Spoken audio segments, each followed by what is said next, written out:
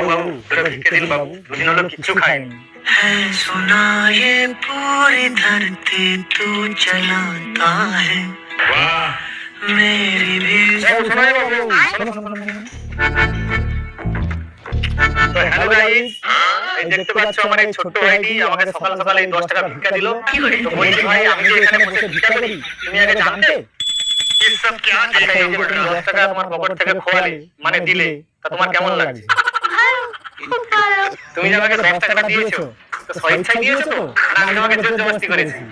সঞ্চয় দিয়েছি, তা ভাই তুমি যে আমার সঙ্গে এতক্ষণ কথা বললি, তা আমার ব্যবহার কেমন লাগলো তোমার? অতি প্রশংসনীয়।